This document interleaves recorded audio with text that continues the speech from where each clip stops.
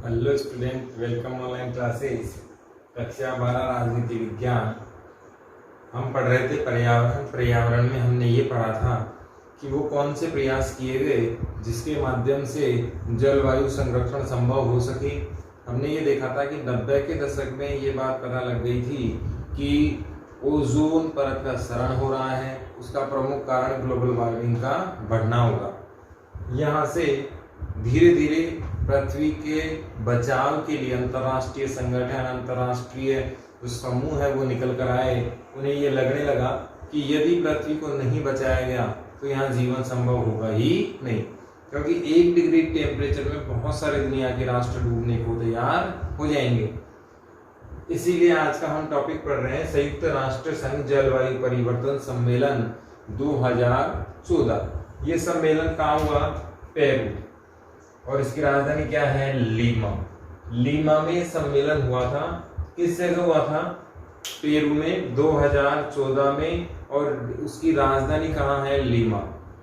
जैसा कि नाम से ही आपको पता लग रहा है, जलवायु परिवर्तन में कौन कौन सी समस्याएं आने वाली हैं, इन समस्याओं का ध्यान इस सम्मेलन में रखा गया। एक बात। दूसरी बात, किसी भी चीज को यदि हम अंतरराष्ट्रीय धरातल पर देखते हैं तो उसमें सहयोग बहुत ज्यादा जरूरी होता है। जैसे हम अंतरराष्ट्रीय धरातल पर जलवायु परिवर्तन की बात करें, वैश्विक ताप वृद्धि की बात करें, समुद्र के किनारों का जो जल है उसको दूषित होने की बात को देखें, बहुत सारे अंतरराष्ट्रीय सीमाओं की बात देखें, तो वो किसी एक देश की बात नहीं हो सकती, वो सामूहिक प्रयास करने होंगे।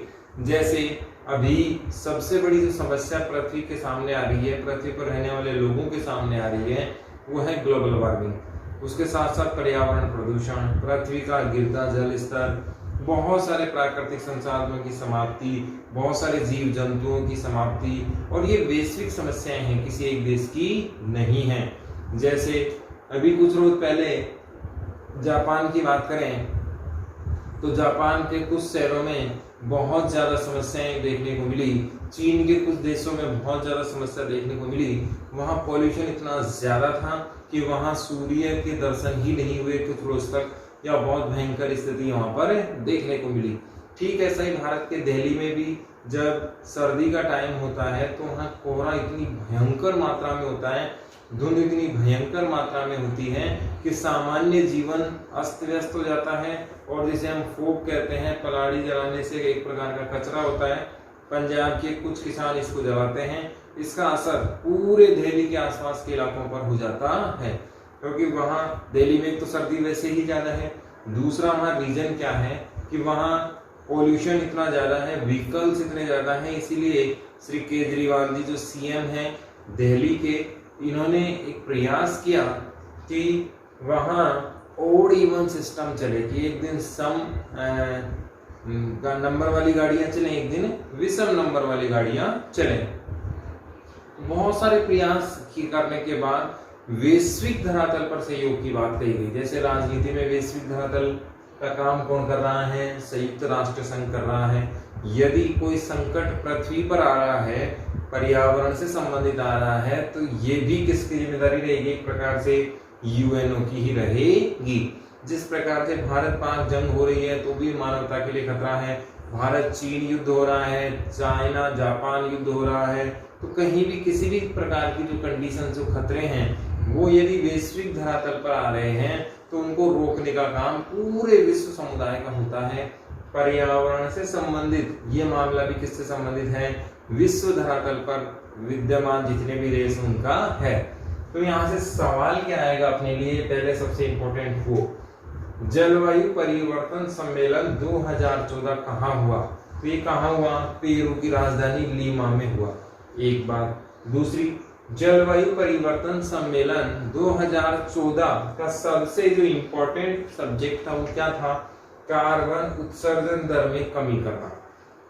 जो कार्बन निकल रहे हैं, केमिकल निकल रहे हैं, कार्बनिक गैसें निकल रही हैं, कार्बन उत्सर्जन दर, शुद्ध शब्द है कार्बन उत्सर्जन दर में कमी,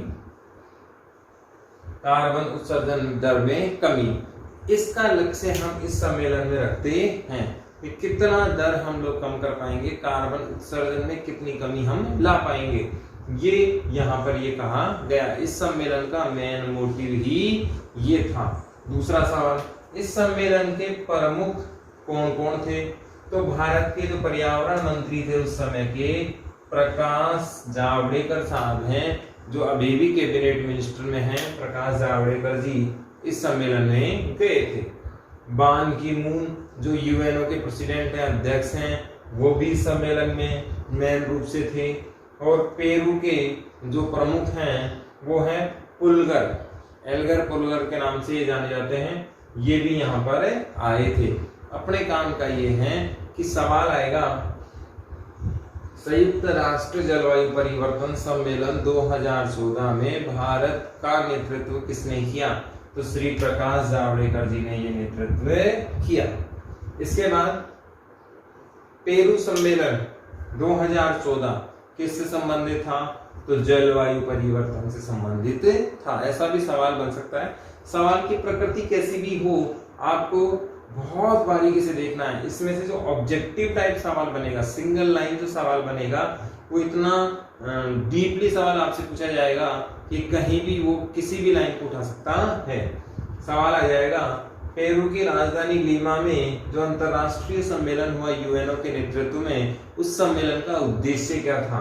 कार्बन उत्सर्जन दर में कमी करना। सवाल आ जाएगा, यूएनओ जलवायु परिवर्तन सम्मेलन 2014 में कुल कितने देशों ने भाग लिया? 194 देशों ने भाग लिया। यहाँ पर साथ के साथ एक सवाल और भी, यूएनओ के बारे में हम थोड़ा सा जानने की कोशिश करते हैं। तो यूएनओ बना 24 अक्टूबर 1945 को यूएनओ बना। यूएनओ में टोटल देशों की संख्या, जो प्रारंभिक देश थे वो कितने थे? 51 देश थे। कितने देश थे? 51 देश थे। और इसमें आखिरी वाला जो 51वां देश था वो कौन था? पोलैंड था। भारत इसके प्रारंभिक सदस्यों में से था। ये भी आपको याद रखना है कि भारत जब यूएनओ बना था तो मूल जो स्वरूप में जो सदस्य थे, 51 सदस्य थे, उनमें से था। ये बना 45 में, भारत आजाद हुआ 47 में। तो ब्रिटेन की सदस्यता इसमें भारत के रूप में भी थी।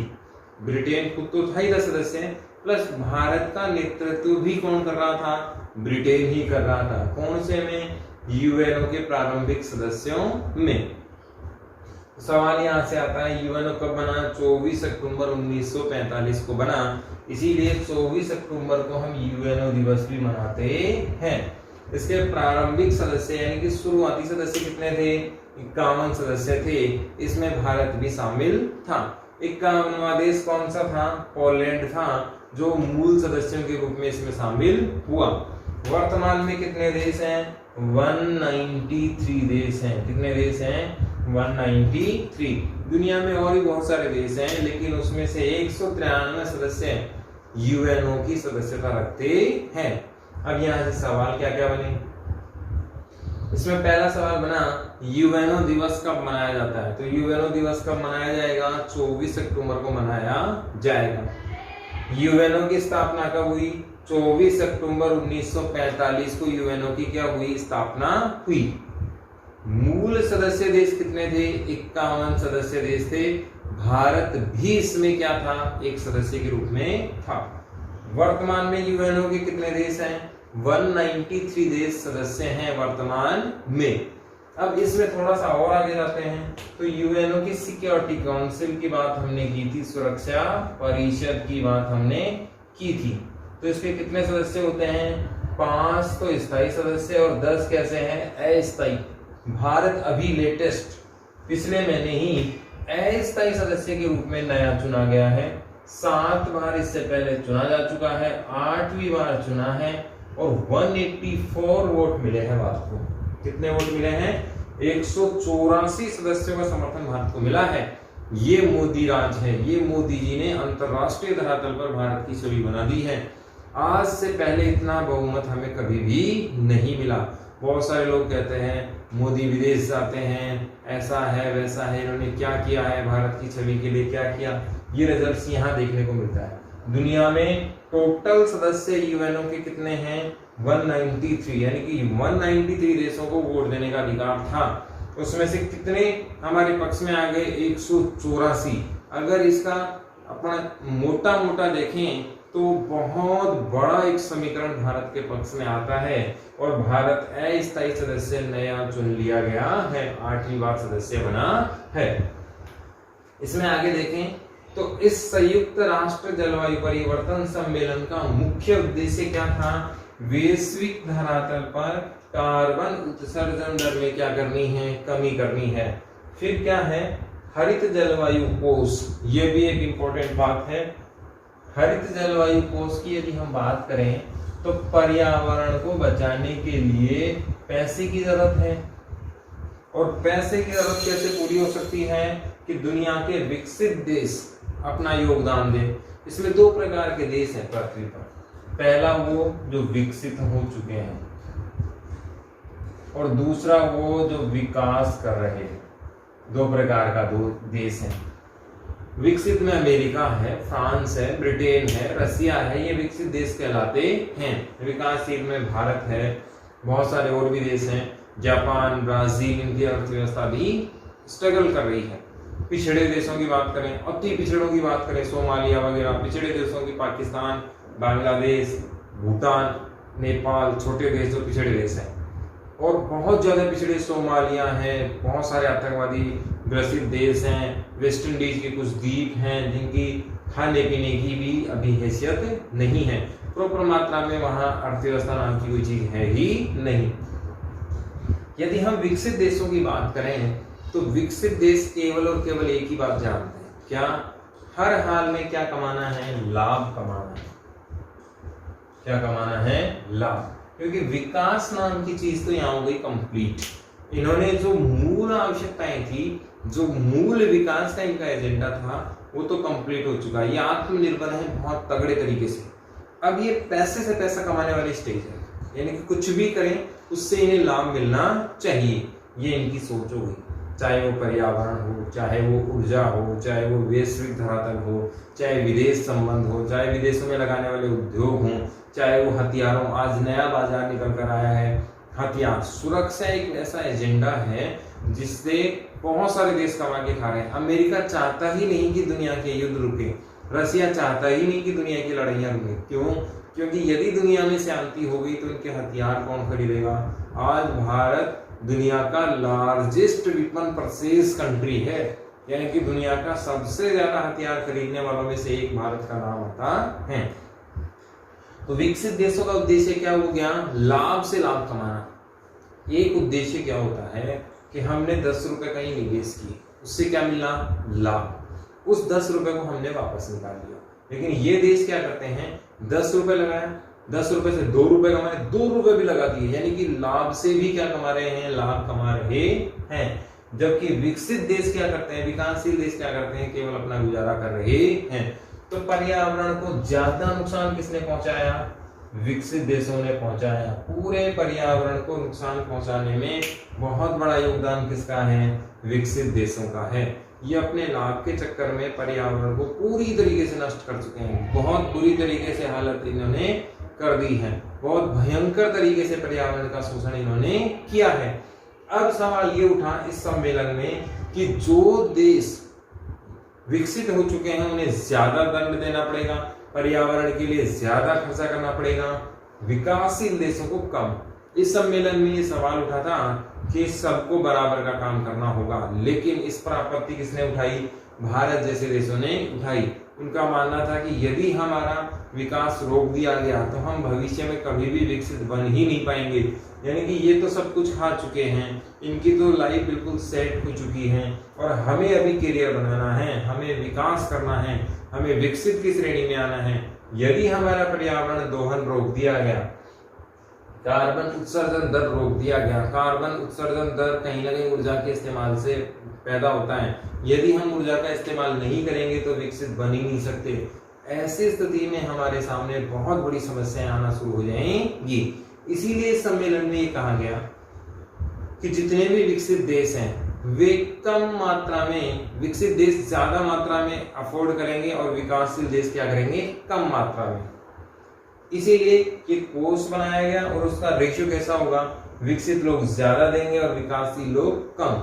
अब इस हरित कोष से पर्यावरण उत्सर्जन का क्या लेना देना, ये समझने वाली बात है। जैसे एक गरीब राष्ट्र है,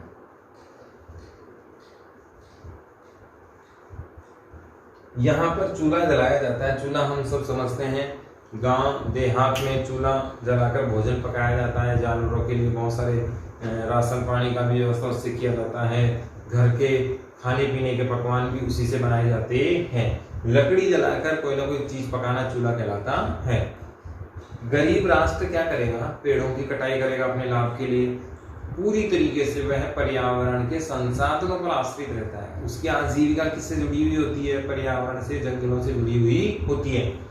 ये हरित जलवायु कोष क्या करेगा, ऐसे राष्ट्रों को कुछ सहायता देगा, जिससे फायदा क्या होगा कि वे राष्ट्र ज्यादा से ज्यादा मात्रा में पर्यावरण की सुरक्षा में आ जाएं। पहला काम तो ये होगा। दूसरा काम क्या होगा कि जो राष्ट्र पर्यावरण के महत्व को नहीं समझते उनको जागरूकता करने में काम होगा। एनजीओज बनाएंगे, पर्यावरण शिक्षा की बात करेंगे, पर्यावरण को संतुलन करके नए पौधे लगाने का काम इस कोष से करेंगे। ऐसे राष्ट्र जो मानने को तैयार नहीं है कि उनकी स्थिति ऐसी है ही नहीं, बेचारे कैपेबल ही नहीं है, उनकी जीडीपी इतना सपोर्ट ही नहीं कर रही, तो उनको भी इस कोष से क्या दे दी जाएगी, सहायता दे दी जाएगी कि आप अपने जंगल ना काटें और इसका एडिशनल व्यवस्था आप कोई कर लीजिए, ये लीजिए आप पैसा। तो यह हरित जलवायु कोष इस तरीके से काम करेगा। पर्यावरण का सपोर्टर है, पर्यावरण को बचाने के लिए प्रयास इसमें किए जाएंगे। फिर पेरिस समझौते में समीक्षा की जाएगी। इसके बाद 2015 में जो समझौता होगा या अगली साल जो मीटिंग होगी, अगला सम्मेलन जब भी होगा, तो इस सम्मेलन में क्या क्या कहा गया था, उन बातों पर कितना अमल हुआ, ये कौन से समझौते में देखा जाएगा, पेरिस समझौते में देखा जाएगा। ये कहाँ हुआ था, पेरू की राजधानी लीमा में। अगला कहाँ होगा, फ्रांस की राजधानी पेरिस में।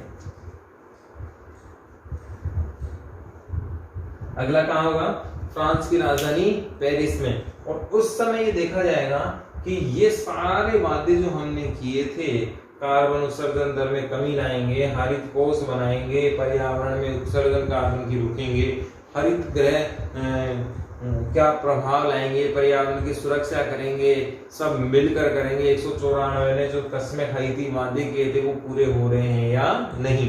ये नए लक्ष्य क्या है, ये कौन से सम्मेलन में करेंगे, पेरिस वाले सम्मेलन में करेंगे। तो ये है संयुक्त राष्ट्र संघ जलवायु परिवर्तन सम्मेलन 2014, जो कहाँ हुआ था, पेरू की राजधानी लीमा में। इसके बाद हम अगला सम्मेलन देखते हैं, संयुक्त राष्ट्र संघ जलवायु परिवर्तन सम्मेलन 2015। ये कहाँ हुआ, फ्रांस की राजधानी पेरिस में। 14 वाला सम्मेलन हुआ था पेरू में और 15 वाला कहाँ हुआ, फ्रांस पेरिस में। इसका पूरा नाम अगर अंग्रेजी में देखें तो UNFCCC ऐसे भी पूछ लिया जाता है, United nation framework convention climate change. United nation framework convention climate change, ये इसका पूरा नाम अंग्रेजी में हो गया। हिंदी में संयुक्त राष्ट्र संघ जलवायु परिवर्तन सम्मेलन होगा। इस सम्मेलन में 2-3 बातें विशेष तौर पर ध्यान में रखी गई। पहली, पृथ्वी दिवस 22 अप्रैल को मनाया जाता है। इसमें 175 देश को शामिल किया गया। संसद से अनुमोदन भी करवाया गया। संसद से अनुमोदन की भी हम बात देखें कि जब ये सम्मेलन हुआ, उसमें ये शर्त रखी गई कि जिस दिन से ये कंडीशन चालू हो जाएगी, प्रत्येक सदस्य देश यानी कि 175 राष्ट्र अपने अपने देशों में जाएंगे, संसद से इस कानून को पास करवाएंगे, संसद से इस कानून को लागू करवाएंगे। 2 डिग्री तक तापमान बढ़ने की लिमिट रखी गई कि पृथ्वी का तापमान 2 डिग्री से ज्यादा नहीं बढ़ना चाहिए। इट इज मैक्सिमम लिमिट, यानी कि 2 डिग्री तक ही तापमान वृद्धि का लक्ष्य रखा गया, इससे ज्यादा तापमान नहीं बढ़ना चाहिए। 2022 तक ये लक्ष्य रखा गया कि 175 गीगावाट, बहुत बड़ा ऊर्जा का भाग है, अक्षय ऊर्जा से लाया जाए, जो भविष्य की ऊर्जा है उससे लिया जाए, ना कि पेट्रोलियम, तापमान वगैरह इससे लिया जाए। तो यहाँ से सवाल क्या क्या बने, UNFCCC का पूरा नाम क्या है, United nation framework convention climate change, संयुक्त राष्ट्र संघ जलवायु परिवर्तन सम्मेलन। कब हुआ, 2015 में। इसे COP21 भी कहते हैं। और इससे पहले वाले सम्मेलन को क्या कहा जाएगा, COP20। COP21 को अगर हम बात करें तो ये 21वीं वर्षगांठ थी। पर्यावरण समझौते की कौन सी वर्षगांठ थी, 21वीं वर्षगांठ, इसीलिए 21 इसे नाम दिया गया है। ये सम्मेलन कहाँ हुआ था, फ्रांस की राजधानी कहाँ थी, पेरिस थी। यहाँ ये सम्मेलन हुआ। कितने देश शामिल थे, 175। और पहले वाले में 194। ये सवाल बोर्ड ने पूछा था, पृथ्वी दिवस कब मनाया जाता है, तो कब मनाया जाता है, 22 अप्रैल को। विशेष है, याद रखना, इंपॉर्टेंट है। 22 अप्रैल को क्या मनाया जाता है, पृथ्वी दिवस मनाया जाता है। इसी दिन ये सम्मेलन हुआ। 175 देश पर्यावरण से संबंधित मामले पर पहली बार और सबसे बड़े मात्रा में हस्ताक्षर कर रहे थे। इससे पहले देश तो ज्यादा थे, लेकिन समझौते पर हस्ताक्षर इन्होंने नहीं किए थे। पहली बार इतनी बड़ी मात्रा में 175 देशों ने हस्ताक्षर किए। संसद से अनुमोदन, जब ये नियम बन जाए प्रत्येक राष्ट्र अपनी संसद में इसको पास करवाएगा। 2 डिग्री तक का तापमान का लक्ष्य इसमें रखा जाएगा और अक्षय ऊर्जा को बढ़ोतरी की जाएगी। यहाँ पर COP20 पेरू वाला सम्मेलन था जो लीमा में हुआ। COP21 फ्रांस वाला, पेरिस वाला तो 2015 में हुआ। ये 14 वाला सम्मेलन का नाम है और ये 15 वाले सम्मेलन का नाम है, यानी कि ये है COP21।